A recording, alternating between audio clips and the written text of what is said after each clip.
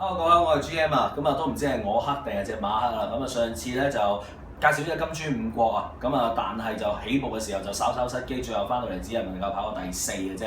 結果上次推介係跑第1、第3、第4就都冇錢收啊。今次賽事咧，我睇晒10場嚟計咧，好多場咧個賽事水準都唔高啊，即係同程又冇乜馬贏過啊，有啲陣上直情連位置都未交過啊。比較可以信賴咧，我寧願今次揀場穩陣啲啦，就揀第2場嘅4班1400米嘅。我好中意咧，最近2次都只係輸過頭位嘅飛越風嘅。咁我哋不如先睇睇飛越風嘅2條陣上嘅片段先啦。嗱，呢場就飛越風嘅前一場賽事嚟嘅，都11月頭嘅啦。橙黃帽、橙黃衫由內欄開始拉出中檔衝刺嗰隻咧就係飛越風啊。呢場賽事我覺得個賽事水準都幾高下，因為同佢叮當碼頭贏佢隻佳運來咧，啱啱對上嗰場都入 Q 嘅。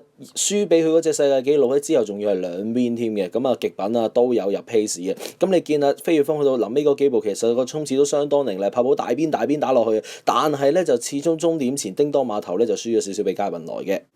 再睇埋上一場呢場飛越風咧守嘅位置相對上就比較前少少嘅，而家大概就喺中碟嘅位置，大概5、6位左右啦。你見轉正彎入直路嘅時候，其實飛越風咧唔係花好多嘅時間咧，就已經望空咗可以全速衝刺啦。只不過當日咧，似乎夜馬嘅帝豪寶寶同埋第2位嘅知道性咧，沿路領放都應該食正晒成個步速形勢嘅啦。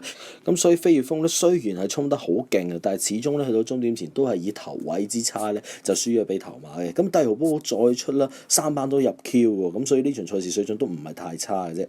配腳方面咧，我就揀咗軍用戰略。而家呢一場賽事咧，其實好早噶啦，季初9月中嘅賽事嚟嘅。帶頭呢一隻係軍用戰略，當其時就偉達策騎嘅。呢場賽事水準我就覺得一啲都唔叻噶啦。勇冠王好，甜筒好，完咗呢場之後，其實季內都冇乜真係太大嘅表現嘅。之但潘頓呢一場咧，就連自己的係嘅愛美麗都冇騎，就揀騎咗軍用戰略嘅。隻馬對上3場都跑啲唔啱路程，今次又翻同程喎。偉達啱啱禮拜3都有好多馬咧換人之後咧成功保中嘅。唔知隻軍用戰略就有冇份啦？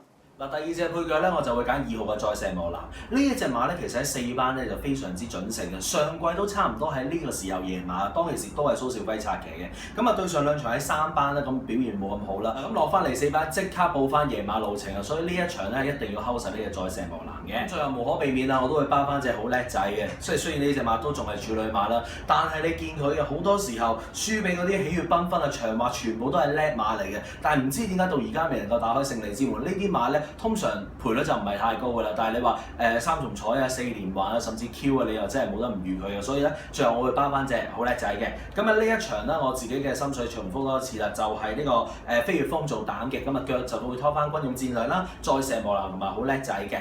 如果冷門方面，其實我幾中意頭場嘅1號馬有衝勁嘅。李爾達馬房啱啱有隻粵進寶咧，都係4班槓5班贏馬嘅。呢隻有衝勁同佢好相似嘅。嗰陣時粵進寶我冇買嘅原因就係話隻馬1000磅都唔夠啊。但係落到嚟落班咧就要孭翻個重磅，就驚佢負荷唔嚟。但係呢一場咧頭場嘅話咧個水準都非常之低嘅。有衝勁喺4班都近到嘅馬咧，呢一場縱然負重磅咧，而家我見電算機賠率都有10倍左右咧。呢隻馬係值得大家去考慮嘅。不過今日嘅真飛仍然都係翻第2場啊嚇，希望下次再同大家見面啦，拜拜。